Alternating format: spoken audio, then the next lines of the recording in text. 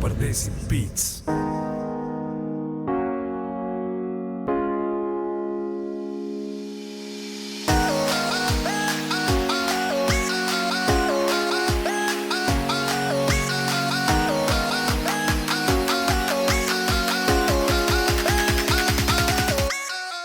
What's going on, everyone? Welcome to Pardesi Beats Unplugged. Got another exciting episode for you all today, and we are gonna just be kind of sharing our favorites as you see the axe getting swung there by the newly crowned World Series champs, the Atlanta Braves. One fan of theirs, Mr. Mcdavid. He's saying, "What's up?" We have Patwan Singh with us too. What's up? And then myself, Kushwan Singh, with you here today at the podcast. And so today we're going to talk about our favorite athletes from quite a few different sports. We're going to share who our favorites are, kind of like of all our all-time list. Not too many. We're only going to say a few from each sport, like a major sporting league or general sports. So it's not going to be something super specific, but it's kind of we're kind of trying to ring it in a little bit too. So we're not going to go talk about like AHL and stuff, because that's a little. I don't think anyone has a favorite AHL player. Or WWE or WWE. My favorite because, AHL player is sports. Steve Passmore. Yes, great. Everyone knows him. Or her, I don't know who it is. Actually, I did. That used to be our backup goalie, right? Yeah, I do know. So, anyways, we are gonna go and talk about that, and so let's kind of get straight into it. Let's start with, what sport are you guys feeling first? Okay, great answer. NHL. I think cricket. NHL's too obvious. Well, that's the thing, right? Because you guys are going to start talking about soccer, and as all people that have watched Pardesi Beats Power Play and Unplugged know, I don't know anything about soccer unless you're talking about the Toronto FC. Well, say three players from there who are your favorite. For sure, let's start with hockey, and then since you're kind of already on the ball there, why don't you maybe share? We could just take turns saying one each. Yeah, and we won't go past three.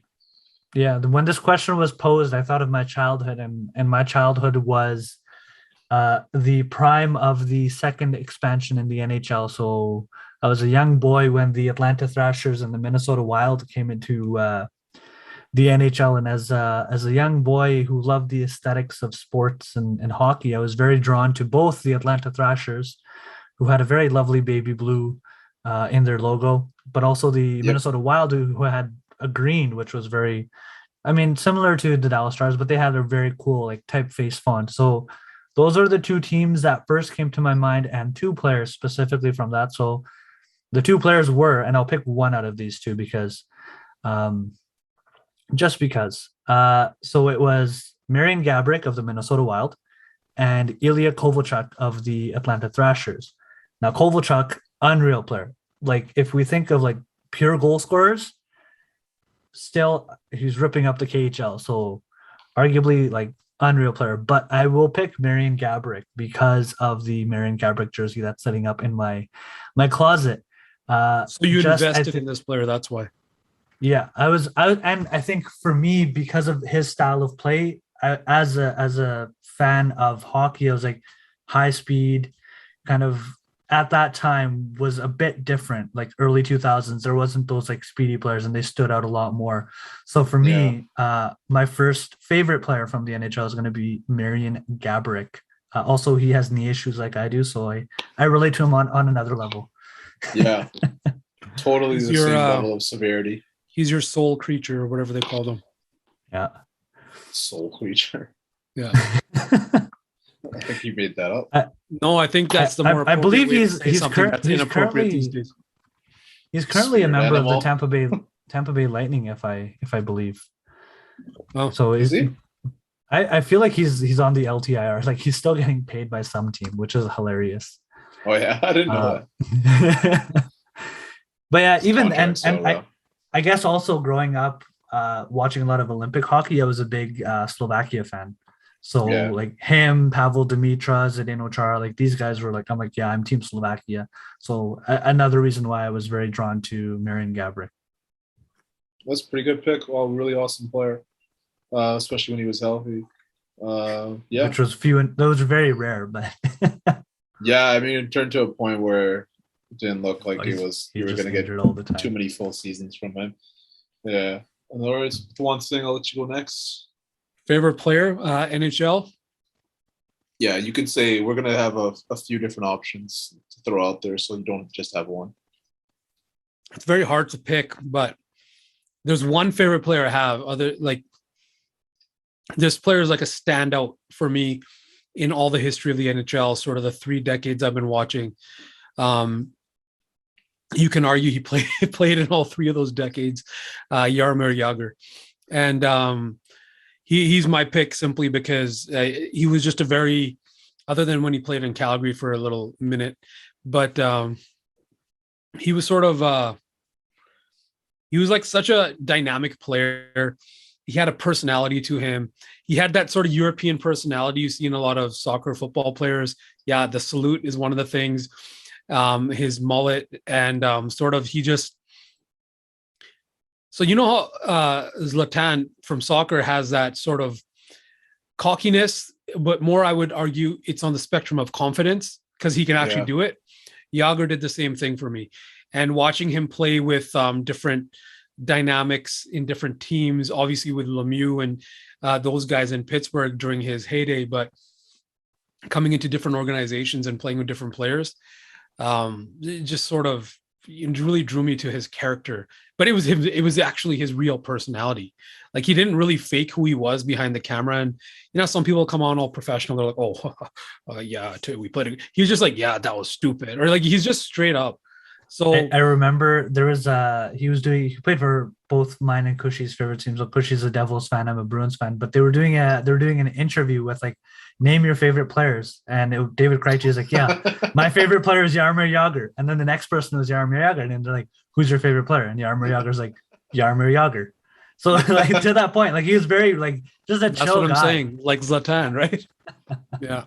Yeah, he definitely has that same kind of energy or sway. That Zlatan probably got it from him. Yeah, he's obviously such a personality and then also super incredible player, gifted.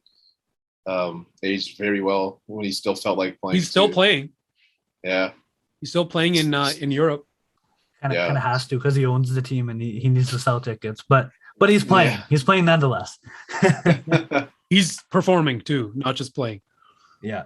Yes, that's pretty cool. He does his own thing and pretty wicked dude. So I guess it's my turn.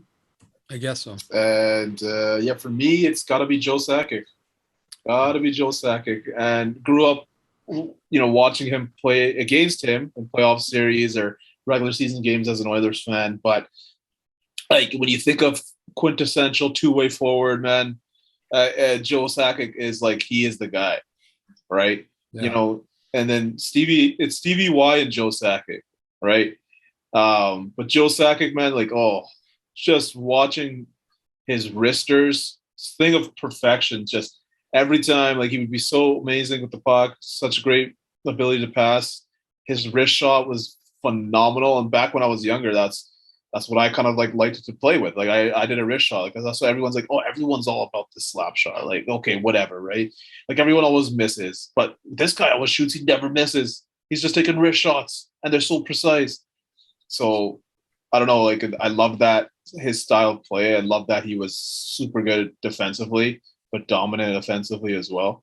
And hate that we have to play against him all the time, but it's like one of those guys where it's like, okay, cool. I guess I grow up and I want to model my game after somebody like he's the guy, right? I'm not gonna say it worked out like that, but yeah, that's definitely like that's like goals, right? So he was definitely my favorite. And he was just a classy, like he was a good player. Like he played, like he had good sportsmanship. Let's say. I mean, you saw what happened when they won one of their last cups, and then Ray Bourque was on the team, right? So Ray Bourque got to lift that cup, just before he was going to, hit the retirement. So yeah, he's a class act for sure.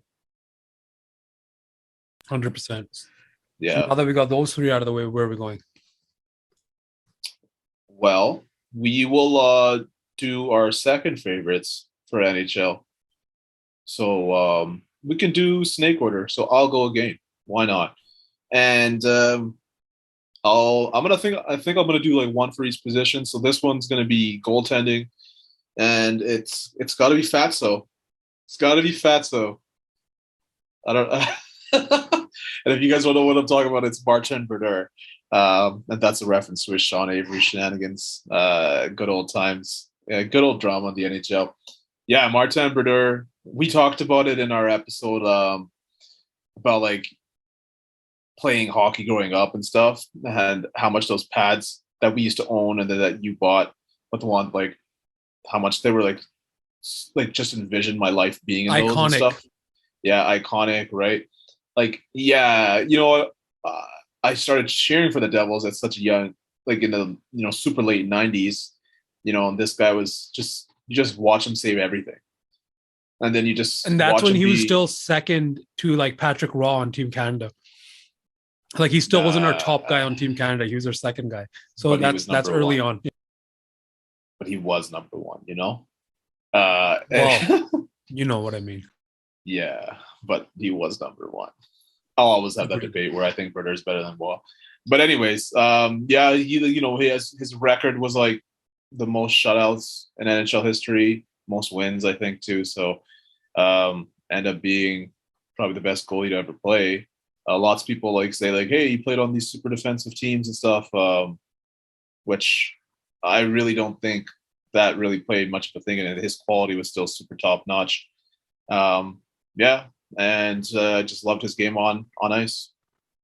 Like you were talking about, like that era of goaltending, like he was one of the three-headed dogs. Osgood with like I'm thinking Detroit, Colorado, and New Jersey. Like that era was like legendary goalies. Osgood obviously played behind really good defense. There were so many more, like Belfour. Yeah, but you know what I mean? But Belfour, but like they all had good defense. But like you still think like Brodeur was like that iconic goalie that was very good, highly touted, and he kind of lived up to his potential. So yeah, there's that argument that they had a defensive style, but I mean Scott Stevens in front of you doesn't hurt, right? Yeah, but you could make that argument for any team, right? You look at Detroit, Rob Blake for Rob Blake in Colorado, so like Adam Foote, you know what I mean? Like same kind of thing. Yeah, so I'll toss it over to you. One thing. Well, it's so hard to pick three because a part of me is picking like non-Oilers. Then I also want to pick Oilers and keep that sort of allegiance alive. But it's your favorite, so it's whatever you feel. I know, no, totally, I get you. But so if you're like, you brought up goalies, and I was thinking goalies, and I was really thinking about goalies that I just loved watching, just amazing goalies. Brodeur was one of them for sure. And one goalie that just, and it's so hard because I'm not going to pick Cujo. Okay. So one of the goalies that I just loved, and I think you all know, like, it's not a surprise to you guys, at least. He wasn't like a top end goalie through his whole career. But I'm talking about Dwayne Rolson, and partially because of not him playing as a goalie, not because he was an Oiler only, but the person who Dwayne Rolson was in terms of a veteran on an Oilers team when they needed that old school mentality, playing those tough, grimy, whatever you want to call them, games. And the run, he was a big part of he came in and he lost like 12 games in a row. And then after that, he was like, no, the way he would cricket bat that puck down the ice, the way he would handle the puck, the way his helmet would somehow fall off and the game would have to stop. Are you describing Dwayne Rolson or Mike Smith? I can't tell. Well, Mike Smith never batted no puck. I don't hate Smith, but at the same time, it is Dwayne Rolson, right? And he was so clutch. I'm not even talking Oilers. He used to play with Dominic Hasek, and he was another goalie I was about to pick, but I was like, no, I'm going to pick Rolly because he was with him too. And playing with all these other goalies as a second level goalie, a backup his whole career, Also gave me nostalgia with another goalie I love, Bob Essensa, who used to be on the Oilers. Just that type of pedigree of goalie, because I'm describing sort of the same spectrum. Hasek being an extreme edge of that spectrum, but those old school goalies, Mike Vernon, Ed Belfour, these type of guys, and Hextall, these type of old school goalies who play that gritty game, who were smart goalies, who knew how to play the game with their brain, even if they didn't have the puck, even if the puck was on the other end of the ice. So Dwayne Rolson for me. Plus, that he had some just really beauty. veteran moves in the 06 Cup run. He has some really crazy veteran moves in the 06 Cup run. Shaking the helmet off for more water, all these things, right? Get an extra few skates, 10 seconds right here and there. So his pads they came apart somehow. Yeah. Right? Yeah. And all these things, right? Like, and then even watching him go to Tampa after, and they had this little run. That's when Stevie Y was their manager, and he left the Oilers and stuff, right? And just even over there, what he did for that team, even though it wasn't super successful, but he gave them that solid guy in the back, that veteran. So you have a leader, a veteran, you have that experience, plus he's a goalie. It's a pretty good package, I would say. # Mike Smith. Cool. It's a very easy comparable. Mike Smith 2.0 is essentially just Dwayne Rolson. I feel like that's why Oilers fans wasn't that old in Rolly's time. That's the other thing. That is fair counterpoint. Yeah. So for my second one, I will pick arguably, I would say, the greatest power forward in NHL history. And I will make this case being an Oilers fan, because this player, although playing for our biggest rivals, earned so much respect even for us being Oilers fans. Never won a cup, which sucks, because he seemed like and not only on the ice, but off the ice, he seemed like a really wicked person. I know who you're talking about. That's why I'm nodding. Exactly, right? Jerome McGinley is going to be my second pick, because as much as I wanted to hate him, as much as it was annoying, he was one of very few Flames you could never hate. You could never. And as a person, my second, as a player, and also he played for Boston, so that's another check for me. But that aside, I think when you think of like even the Flames organization, like as an Oilers fan, there's two players you think of that you would never ever hate: Kiprusoff and Iginla. Like those are the two players. Everybody else, Kiprusoff. But like, yeah, I would say he's a very good goalie. But like, I'm gonna pick Iginla because he was like, when you think of like the rest of the Flames roster of all time, hate them all. They're all terrible. I wouldn't hate Theo Fleury though, and Newendijk. I'll throw that out there. What about Marty Jelinas? I hate him now. But the respect factor for Iginla. Yeah, like it's universal. Like he's such a loved guy, classy guy. Just like how we talked, but he's rough and tough guy too. It doesn't hurt that he is technically an Edmontonian. Technically St. Albert, yeah, right down the street. One of my favorite things in recent memory of him is when there was a big snowstorm in Boston and they did a roadside interview of just random civilians. And the TV person had no idea who he was. So he's like, yeah, no, it's really snowy here, but I'm from Canada and it's we just put on some snow tires and we're good to go. So similar to that Yager vibe, like he's a very chill, like laid back kind of person, like, and always has been on and off the ice. And growing up, I did prefer that player with a little bit more of an edge. So we kind of always played on that edge. Yeah. And as much as we hated it as Oilers fans, like you had to respect it. Yeah, acknowledge it, right? Acknowledge him. So that's a pretty good pick. Can't say anything bad about that. And we'll wrap around to you again to continue snake order. So my last pick is going to be Super Homer. So it's either going to be an Oilers player or a Bruins player, and I'm currently tussling with it in my head. I'll talk both of them, but I will pick one. I've picked two old players, so I'm going to pick the newer player, which is the Oilers player. But shout out to Cam Neely and shout out to Dumb and Dumber because he had a great cameo in that movie, and that is the greatest movie of all time. But also Boston Bruins legend, so a little bit of bias there for me.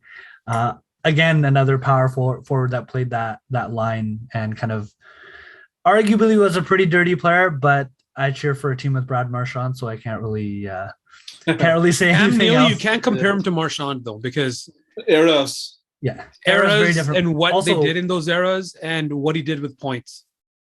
yeah. But the player I will pick is super duper homer, Connor McDavid.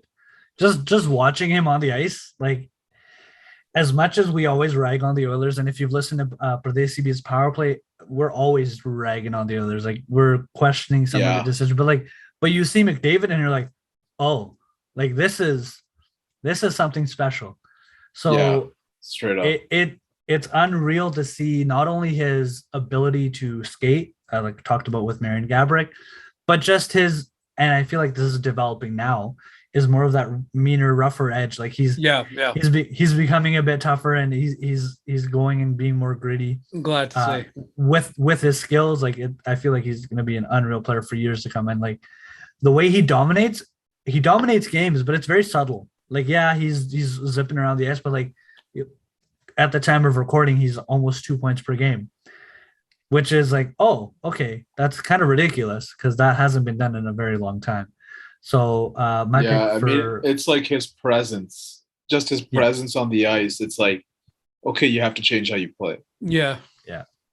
Like he's the most dynamic offensive player easily, like the most explosive as well, right? So like he could be gone in 2 seconds. He can already be in the offensive zone, right? So such a dangerous player. Speed and hands that complement that speed. That players are only getting better, so you might see more of that in the future. But like, man, what a damn talent he is! Like he definitely shows that in when he, like, especially right now in a league that's transitioning into a lot of those type of players, but not specifically players that are surrounded by others like that or that make others better. And that a lot of people cross-reference him to Wayne Gretzky because Gretzky did the same thing in a way, but in a different way. I don't even made know. Other players around them a little bit better. And McDavid does that, but he can also do it himself. And that's sort of the thing that I like about him. Like he'll make anybody else better. Like, I mean, he played with Cassian for a while and Cassian was putting up points like no tomorrow. But the same argument with Dave Semenko and Gretzky, right? But when McDavid's out there with arguably no good players, it's just him, he'll still do it. And that's the beauty of him.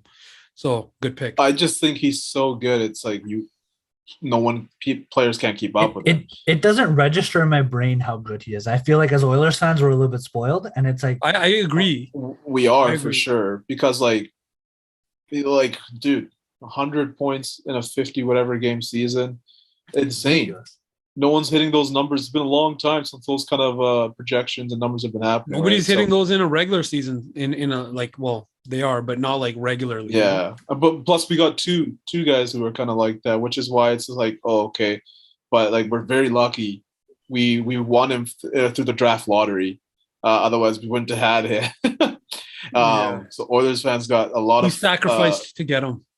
We sacrificed a lot of shit years, but we did get him. But yeah, definitely. I don't know if we sacrificed or we just suffered, and I mean, it's still not like good. We got rewarded for definitely suffering. Yeah. It was like, hey, you're sticking around. Here you go.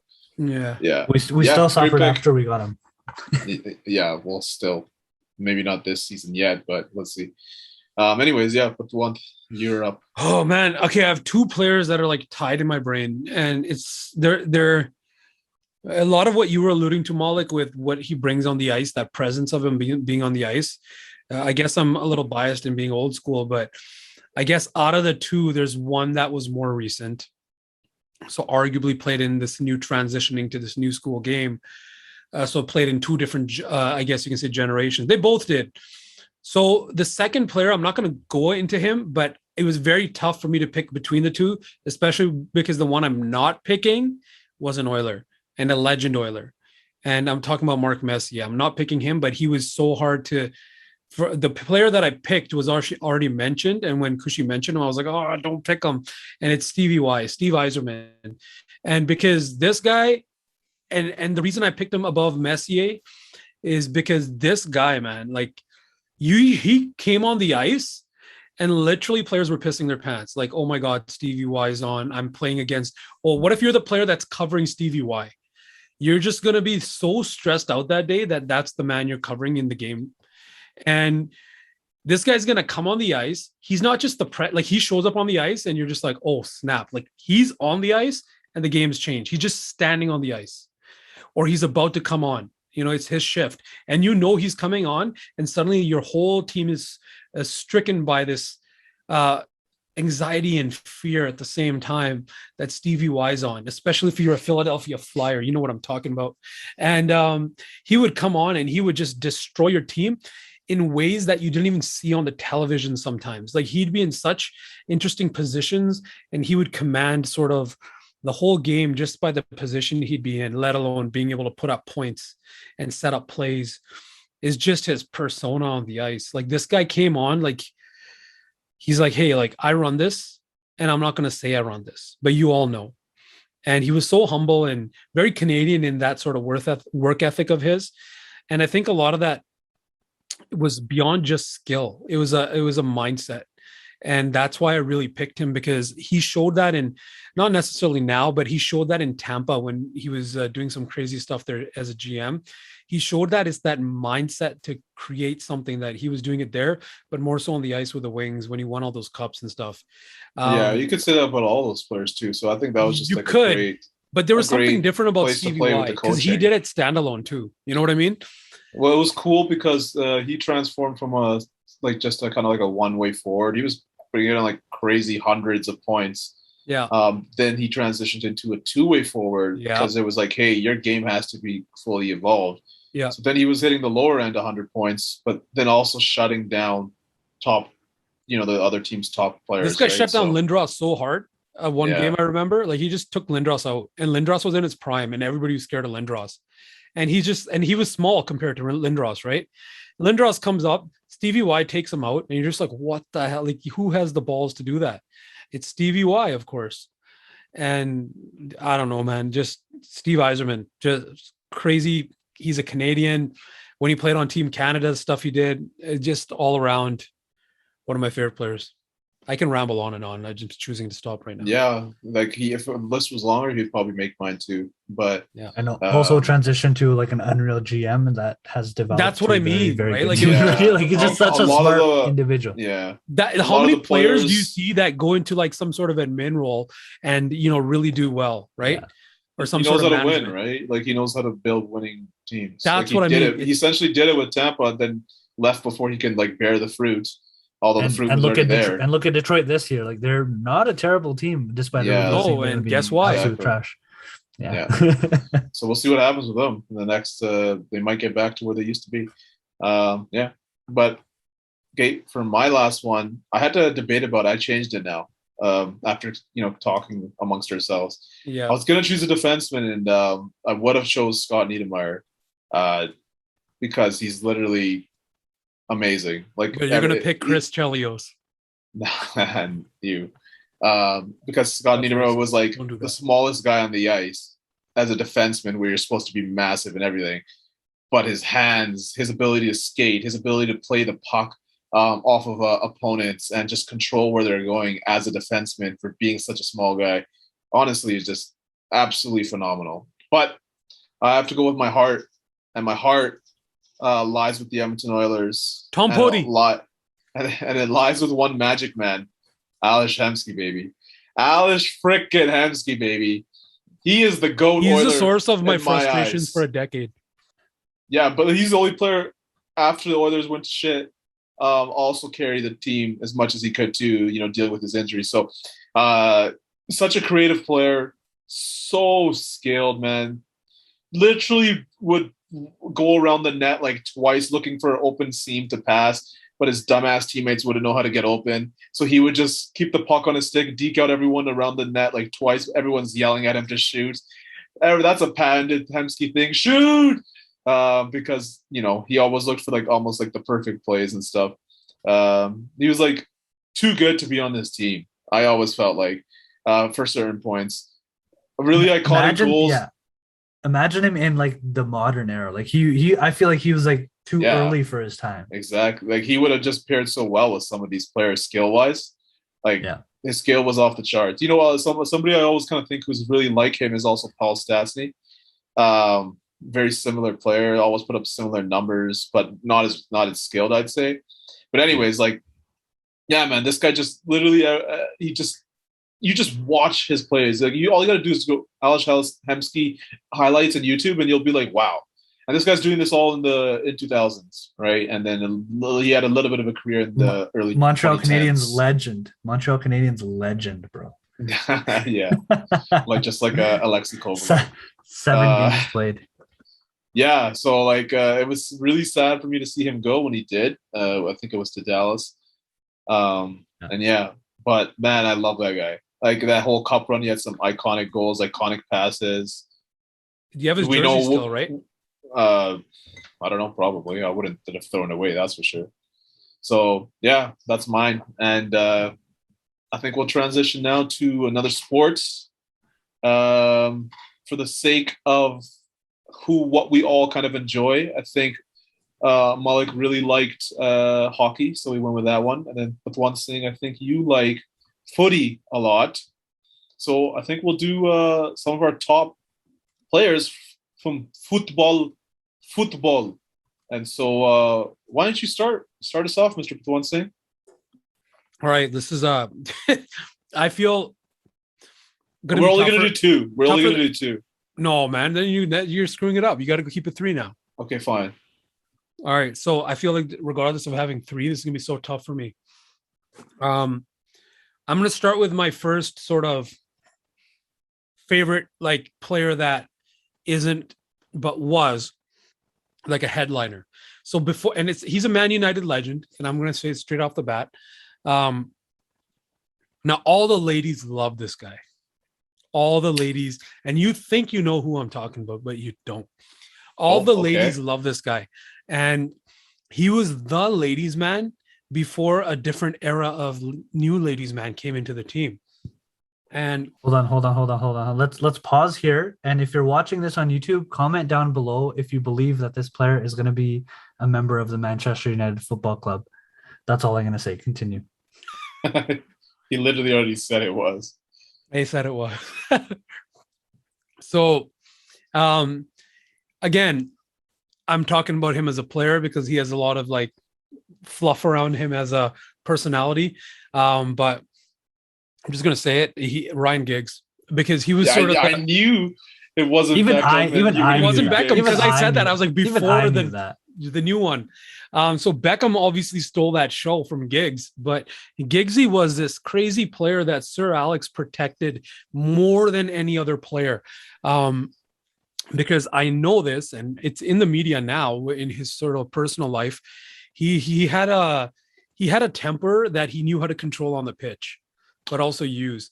But when Ronaldo came into the team, the player that fed Ronaldo a lot of the ball to put into the net was Ryan Giggs when you watch Ronaldo's early days. Also, Ryan Giggs was a sort of, like a midfield player, but always up on the attack. And he was sort of I guess you can say the golden boy of Man United before the whole class of 92 took off. He was like the individual one that everybody was watching before the Premier League started and those academy players came up, all of class of 92. So Ryan Giggs is the guy for me. At the same time, he was one of those players. He is in management now. There was a small stint of games at the end of the season after Sir Alex retired, where David Moyes was our manager. He got sacked with a few games left in the season, and then Ryan Giggs took over as sort of an interim manager, and he did so well. He totally had what I still haven't seen in any of the managers since in his style of play. That is arguably a bit of Sir Alex, but a bit of knowing the youth as well. So Ryan Giggs is my first pick from football, and one of my favorite players of all time. Yeah, probably not somebody you're not gonna hear that from like a casual fan. That's for sure. No, because he's not a player who's like, oh yeah, he's scoring all these goals and stuff. But definitely like he's not a bandwagon type of, like, you can't just pick a team and it's not like Leo Messi. Yeah, exactly. It's like you watch this team, you've seen what he's done, how he's grown. on pitch, off pitch. So yeah, cool pick. I think Malik will let you go. I feel like this is a very good transition because we're talking about players that casual fans may not necessarily know. So a little bit of my background: the first introduction for me for soccer was not European soccer; it was actually North American soccer. So for me, the player I will pick is the player who scored the first goal in this team's history. Also, the first player to get a red card for this team. That is Danny Dichio of the Toronto FC. So he was kind of like that stalwart of their first few years.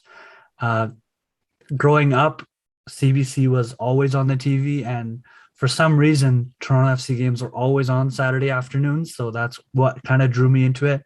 Kind of like a bad boy player, and a lot of the MLS, you kind of see it's like players that haven't made it in like the European leagues, and they're like they play a lot with a chip on their shoulder, and he was kind of like that. Like he was just a jerk on the field, but also when I think of Toronto FC, I think of Danny Dichio, and if I think of my soccer history, I think of Toronto FC. So I feel like it's only fitting because I have way too many Toronto FC jerseys that I pick one of the players from my childhood.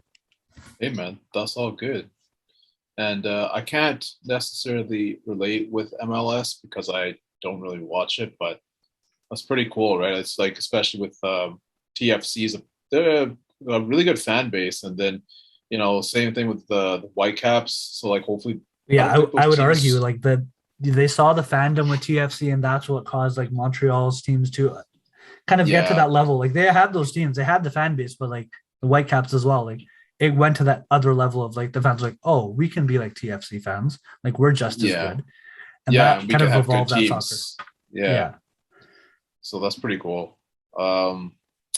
Now for myself, this is actually pretty hard because there's been a lot of influences throughout time for me, but I think I'm gonna get I think it was pretty customary for people to watch football during Olympics, like World Cup, like as early as you could, I guess. And so like I had that experience, and there was a team and player I fell in love with, but I'm not going to really. I think I'm just going to keep him off this list altogether. But I have to give him a shout out. It's original Ronaldo, and from Team Brazil. Man, this guy was just so nuts. I was so obsessed with him. I was so obsessed with him that I think it was the 2002 or like around that time, that World Cup, he had that really bad haircut where he was like completely bald, and then a little bit of. I was so obsessed. I'm like, Dad, cut my hair like that. So I rocked that haircut for at least a couple of months because my hair didn't grow back fast enough. But I'm like, the instant regret. Like, what is this on my head? Yeah, just a little bit of spikes onto your ganja head, essentially. Yeah, but he rocked it, so good for him. But so I had to just mention him because he is who he is. But I'm gonna go with legend. Yeah, I'm gonna go with who actually got me interested in football enough to kind of like follow it a bit and start watching outside of like World Cup, and that is Fernando Torres. That would be Mr. Patwan Singh. Incorrect, sir. But Fernando Torres of Liverpool FC. Absolutely incredible player. He had a great career with Liverpool before he got injured, and that really kind of messed things up for him afterwards, and on the other teams he played after Liverpool. But such a pace player, great finishing touch, his ability to always hit just those perfect shots into the just at the edge of the box or the net, like hit it in, post in. Incredible player. So like one of the, he played on the team like during a time where they had a lot of solid players as well, like Gerrard, Kite, right? So like it was pretty sweet to see him kind of just own different teams and just do his thing. So yeah, he's the one who got me into Liverpool. He's the one who got me into football more. So I have to mention him for sure. And so if we're doing snake order, I might as well go with my second. But you had a Man United jersey growing up. Yeah, you planted that on me, and I didn't even know what. No, actually, I didn't. was. I didn't bring that. Okay, I know who did. Yes, that's true. But no, I didn't wear it. So there you go. And I got pictures. You want me to pull them up? You can do whatever you want, but end of the day, Liverpool FC, dog. Liverpool FC. Pat, Pat, send me those pictures, and we'll post them on our Instagram at Pardesi_Beats, just to expose Cushy. I'll sue for defamation, just like our honorable Jason Kenney wants to sue other people. Anyway, so second favorite player for footy. Yeah, this is gonna have to go into the national sports, Olympic sports level for me. And I kind of mentioned that Brazil. I kind of liked them a bit when I first started watching football and like early Olympics. But if you ask me now which nation I'm going to support, it's going to be Deutschland, and their legendary all-time highest scoring World Cup scorer, Miroslav Klose. And man, I just love watching this guy play, dude. Like I didn't watch him play in in Bundesliga or anything like that, but when World Cup came around, I would always make sure I got to see him play. He just scored just your typical like almost like Ryan Smith goals, but in the form of like football. So yeah, like he was pretty awesome. He always got goals for Germany. Like I said, he has the highest goal total for World Cup right now. I thought you were gonna pick Schweinsteiger. No. Nothing. He has nothing on Klose to me. But yeah, so he's one of the reasons why I started loving Germany as well. So I got to give him his props. He was on that World Cup winning team, and then before he retired, and so he kind of went out on top, and goal scoring record, right, for World Cup. So that's one of the most impressive feats you can have. I'll pass it back to Mr. Malik. So this is also people that know me. The amount of soccer I follow, the only team I kind of follow or have followed is so much. Right? Juventus. Juventus is the only team that I've kind of drew to as a child. And the player that comes to my mind when I think of Juventus is not Pirlo, because I know that's what Pat is thinking, but it's the other legendary player, Alessandro Del Piero. As a kid, I was like, oh, this guy's unreal striker. That's kind of all I remember because I never really watched soccer after that. But that, and he was I got to jump in because he's that player who, when Juventus here's a Man United connection with him. Juventus got relegated, and Sir Alex reached out to him. He's like, yo, come play for United. And Sir Alex's respect level for him went through the roof because you know what he said to Sir Alex? He's like, why should I leave them just because they're down here? Oh, I got to get them back up to the top and win.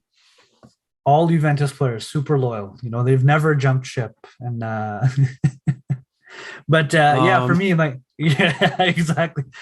Nothing happened in recent history about that. No, not at all. But when I think of like even early video games, if I'm going to draw it to that, the reason I was drawn to Juventus, it was always like Del Piero.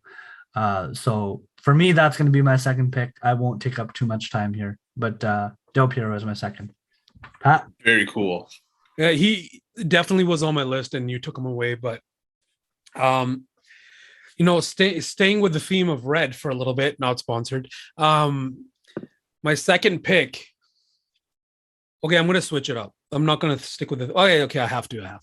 All right, so my second pick is because I said with a theme of red. I can't. That's just Liverpool, right? You're a big Liverpool guy. Right? That's not real true red. That's tomato red. So I'm sticking with the real Red Devils. I'm going to go with the Bulldog of England, Wayne Rooney, as one of my other favorite players of all time. I think out of all the jerseys I have, the Man United jerseys, I have Wayne Rooney's name on more than not of them. That totally made sense. But you know what I mean? I have his name on more jerseys than anybody else. He's literally that little scruffy player who you would never believe would be the athletic type of player that he was, doing those bicycle kicks, over the head bicycle kicks, those big lob volley goals. And, you know, he was also a player that would be all bloody, like literally covered in blood, and not back down from any of the bullies in the game. He's the top scoring player for Man United in all time. And well, some people are at the front door, so that was a convenient interruption. But so you know what I'm saying. So Wayne Rooney, top scorer for England too, 253 goals for United, which I think is all time, and I believe for England as well. And I got to double check. Yeah, he's now coaching for one of the relegated teams. Well, not relegated, but they're relegated, Derby County, and he's coaching. He grew his beard toward the end of his career, so that's a plus. But the memories I have of Wayne Rooney playing, game-winning goals, decisive moments, games changed due to his presence. Him inadvertently, I guess you can say, what's the word I'm looking for? Mentoring our youth, like Marcus Rashford. He had such a big impact on Marcus Rashford. I remember when Rashford came into the game, you could see Wayne Rooney giving him tips and Rashford just taking those and doing them. Shout out to his son, Kai Rooney, who is the top scoring player for the little guys in the Premier League's little guy teams, under 13s, I believe, and or under 11s. I can't remember. Also, Ronaldo's son plays with him, so that's kind of cool. And Rooney being the other player who used to feed Ronaldo a lot of passes to get goals, other than Ryan Giggs. So seeing Rooney being able to be a playmaker, a goal scorer, a game changer, a tough guy on the pitch, also a guy who took the brute of the other team's tough guys' aggression and didn't let it affect anybody else. So Wayne Rooney, man. And Snake Order, you're up again. I'm up again. And so here I'll go with the guy that you already mentioned. Another Manchester United player, I would guarantee. Let us know in the comments below. Another non-loyal Juventus player. There you go. Andrea Pirlo, because you already mentioned him, and I was like, oh, no, don't pick him. I was like, because I had both guys on my list, and you picked one of them, so that's fine. But Andrea Pirlo, he's known as the magician for a reason. And oh my God. So when you said Juventus loyal players, I thought of, oh man, I'm going to pick this guy. I know you might've been thinking I was referring to Ronaldo when I made my little whatever I did there, but I was actually referring to Pirlo, because he's played on Milan, right? On AC Milan. And usually players that play on rival clubs don't usually, they don't seem as they're loyal, but this guy, when he came to Juventus, he changed that whole team sort of formation from obviously midfield. He made that team into an elite team. I believe Juventus was always an epic team. They always had elite moments. But if you look at our sort of recent 10, 15 years, you always see maybe not so much anymore, RIP, but you always see Real Madrid, Barcelona, and these big clubs in the finals like Bayern. These clubs would always be in the big games. But lately, in the last 10 years, and Juventus isn't a stranger, but Juventus has won so much in terms of their own league, Serie A games, titles. And I think it's partially due to the Pirlo effect. And the way he used to play in the midfield, he used to get those passes up from almost where the keeper was sometimes. And you just look at him play and be like, shout out to Buffon as well. Oh, man. Yeah. So if anybody doesn't know, I'm all Man United, but my second team is Juventus. So Buffon, man, that guy, another legend in his own right. But so it's Andrea Pirlo. And then I almost had to debate this one, almost could have looked like treason on my end, wouldn't have been. I almost debated buying a New York City FC jersey with Pirlo on it, which had the same look and technically is affiliated with Manchester City. Obviously, I didn't do that. Shocker. So up next, I will pick a very obvious pick as a casual soccer fan. As a casual soccer fan, I don't think you can be casual if you know who Del Piero and Pirlo. I suppose, but childhood fan. Still. As a connoisseur of Punjabi movies, this player is one that resonated with me. Uh, legendary Punjabi movie. I don't know if he was actually in the movie, but the movie was named after him. No, he wasn't. David Beckham. Obviously, we've kind of mentioned him a little bit before, but when we think of like players that are mainstream, as kind of that casual that kind of fell out of soccer watching it, Beckham was still a name that I followed. Manchester United was still a team that I kind of paid attention to, or at least Team England is who I paid attention to just because of Beckham. So also fantastic movie if you have not seen Bandit Like Beckham. Actually, a wicked movie. He would have been But one of my next picks if we kept going. yeah, so Beckham for the obvious case of him being so mainstream and kind of getting into Because you different wanted avenues. Posh Spice, but he got Yeah. Posh Spice. But I was more of Spice. a Baby Spice guy myself, actually. That's all good. I was a bit of a Interesting. sporty Spice, but life That's a good one changes. too. I was always a Scary Spice, so I can see that. All right, Kush. Okay. Well, mine, last one, dude, this guy's a freaking god right now in this current moment. So that should give it away to you two at least. I seem to type his name in our WhatsApp group chat every time. It's not just you. I've been spamming like a bunch of groups. Anytime, even today during the Champions League game for Liverpool, I was spamming the names of the guys who were scoring for them. But it's Mohamed Salah, and if you know about you may have heard his name as being like one of the craziest goal scorers in football right now the last few years, which he is, and his touch is it's amazing. Like, he's so skilled, it's ridiculous. The thing he gets praised for is goal scoring, but the thing that he's also so amazing at is his deadly passing, and his beautiful hair, and his deeks, man. Like, his deeks, his hair is gorgeous too. That's for sure. And his ability to deke you out and to make moves around the defense and just kind of bend them to his will, and his left foot shot and just the way it curls, a thing of literal magnificence. So curls look just like his hair does. Actually, it does. And then if you kind of know a little bit about Salah, like his kind of journey to where he's gone and to getting to Liverpool, lots of kind of adversity he had. He was many levels from the beginning. He's not from a main soccer nation, one of the powerhouse nations. He's from Egypt, right? So that's why the song goes, Mo Salah, Mo Salah, Mo Salah, running down the wing. Mo Salah, la la la la la, the Egyptian king.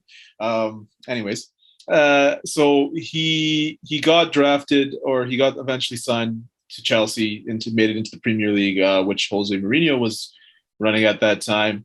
And then things didn't go well. And Mourinho has said, like, he's thought well of Salah. He always thought he had talent and stuff, but he definitely didn't play him like that. He didn't have Mourinho's type of talent, which is a little bit more clunky. Yeah.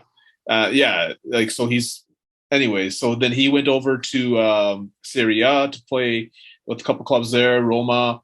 And that's where he kind of showcased, like, hey, I can play. Because like, he was I'm in a Mediterranean place, so close to home, across the sea. Yeah, but then what happened? He came back to Liverpool. He got signed by Liverpool. Yeah. And he's back in UK. And he's the only player on Liverpool that I don't hate, that I actually enjoy, but I will never cheer for because he wears the shirt he wears. Yeah, but I mean, like, his first season with the squad, he scores 32 goals or whatever, it's 33. He's the top scoring guy in the English Premier League.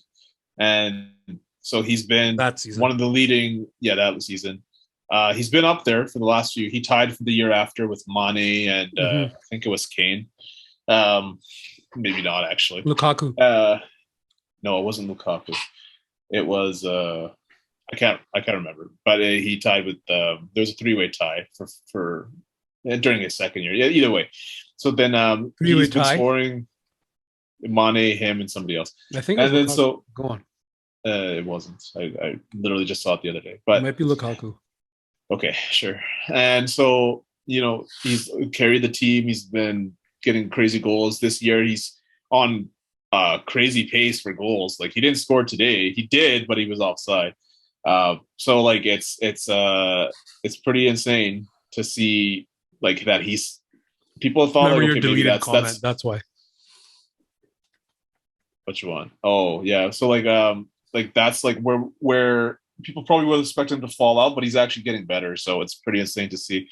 And yeah, that's my list, I guess. My three favorite and my last one. So anyways, I think we're just gonna do now just one random favorite player from any sport that like we didn't really touch on. And I'll go first because I've already been thinking about the guy ahead of really asking you guys. So mine is from Team India Cricket. Okay, the international cricket, and his name is Virender Sehwag. And I absolutely loved watching this guy bat. He didn't have necessarily the best one-day record for Team India, but he was so his peak playing was in early 2000s to maybe like early 2010s. And whenever he was healthy and he was opening the batting for India, he's one of the most destructive guys I've ever seen. Like just play for India at that time, because the game has changed so much now where so many players can be aggressive and they do it really well. But he was always aggressive. Didn't matter if he was playing one-day cricket or if he was playing 5-day test match cricket. His test match cricket stats were actually way better than his one-day, which makes no sense. But he averaged 50 runs in test match with a really healthy strike rate of I think it was 80%, which is every 8 balls, essentially he gets 10, or sorry, every 8 runs he gets in 10 balls, which is nuts. And then in one day, he literally just devastated so many teams. So I just loved watching him wreak havoc on other teams. He really didn't care. He's going out there to score runs and score them real quick and help the team win. So yeah, that's my guy from another sport. I'll jump in here. Obviously wearing a baseball jersey, I've been a pretty big baseball fan growing up. One player for me that stands out was a player in an era where there was a lot of home runs being hit and a lot of, let's say, not so healthy substances being used. was a player who actually never tested positive for steroid use or never really was part of any of that scandal. But is still touted as one of the greatest hitters of all time. That is Ken Griffey Jr. Yes. Similarly, I think another big thing that drew me to Ken Griffey Jr. was video games, because he was one of if we think of faces on video games, there was always Ken Griffey Jr. baseball. Or if we think of Tiger Woods golf was like the other one that I can think of, but for baseball, Ken Griffey Jr. was that face, and as well as a sucker for aesthetics of sports, the Mariners jersey is. So my favorite player from another sport is definitely going to be Ken Griffey Jr. But shout out to Tim Duncan, also a huge. I was a big basketball guy in the 90s, early 2000s, and the Spurs were kind of my team. And the main reason for that was just Tim Duncan. Literally just the epitome of perfect consistency. Solid. Yeah. Solid banda. Extremely solid banda. Extremely solid player. Yeah. Yeah. And Griffey also crazy career, without enhancing. Especially in that era, if you think of Barry Bonds, Sammy Sosa, Jose Canseco, all these guys. Jackson. Exactly. Mark McGuire, all these guys were really good. And all these homers, but then they're all juiced up, right? Yeah. Nothing beats McGuire versus Sammy Sosa that one year, though. Remember that? No.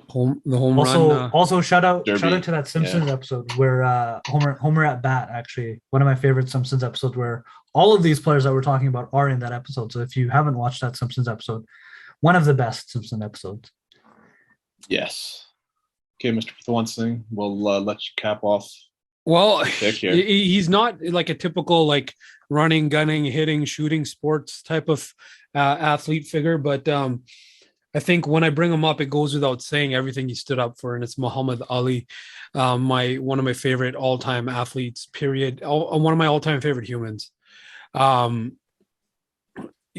Obviously, we're talking about sports, so in the sport, he dominated, he destroyed, he flustered, and he made custard out of the people that he fought with. And he came up with brilliant rhymes like I foolishly attempted at this current state just now. Yeah. But he was a personality. He was who he was in the ring, out of the ring. He stood up for a lot of people. He had to fight a lot of different things, not just as a boxer.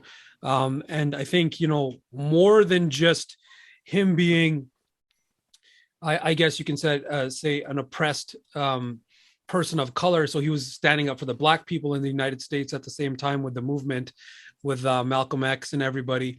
But he was also standing up for religious minorities having converted to Islam. He was also standing up for foreign peoples that were against the ideology of the United States military and government at the time, stating that why should I go kill innocents across the world when he was drafted into the US Army, refusing to go. He's like, when my oppressor is here, and doing all these sort of things and creating such an iconic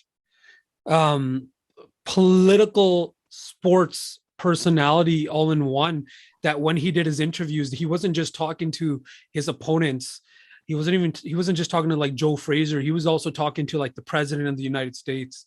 And he was also talking to presidents in like South Africa, like Nelson Mandela and these type of people and influential people who stood up for a lot of different human rights across the world. And he was one of them. And and then let's just break it down to the bare minimum of him being a boxer. Like, holy man, this guy literally floated like a butterfly and stung like a bee, man. And after him, there's been so many great boxers. I mean, one of the most iconic after him is Mike Tyson, but even Mike Tyson looked up to this guy like, wow. So, I have to cap mine off with Muhammad Ali. Like, just as a person, just as a human, definitely one of my top guys up there. Yeah, I mean, there's no doubt he had a crazy impact in kind of the political spectrum of the world at that time, and like really used his voice and his reach to kind of get out his message and what he believed in, right? So yeah, and then obviously as a boxer, he's pretty much undisputedly people think of him as the best heavyweight of all time, champion of the world. Yeah. So can't go wrong with that as a favorite pick. And that about wraps it up for this week here, with another episode kind of coming at you guys, coming at you hot. And we'll love to hear, who are some of your favorites, your favorite athletes, and, share it in the comments. You can hit us up on social, and I'm going to let Mr. Mcdavid share what our socials are. Before he says anything, shout out to my boy, Usain Bolt. Shout out. That's a very solid honorable mention. So head over to our Instagram at Pardesi_Beats. We're pretty interactive over in the stories with that. Let us know in the comments below, or let us know via DMs who your favorite sport players are of certain sports. If we missed anybody glaringly obvious like Kobe Bryant, let us know in the comments below, or slide into our we DMs. should have done an NBA, but yeah. I know. There's always so much time. There's so much. I would have loved. We could have done everything, but like, yeah. We gotta, we gotta hustle. With I suppose this is the door opening to a part 2 potentially. So let us know if you want to see a part 2 to this as well, or if you want to see a totally wrestling based episode on this. That's gonna be like multiple parts. We might just do that anyways. We don't really need to know. We'll just take over. We'll just we'll just do it. No, I'm in for certain generations of it. Yes. All right. I suppose. Also, shout out to China from WWF, now WWE. Shout out to China, and that's it. Lots of shout outs in today's All episode. right. So Shout out to until everyone next time. listening. Shout out to your mothers. Shout out to your fathers. Shout out and peace out.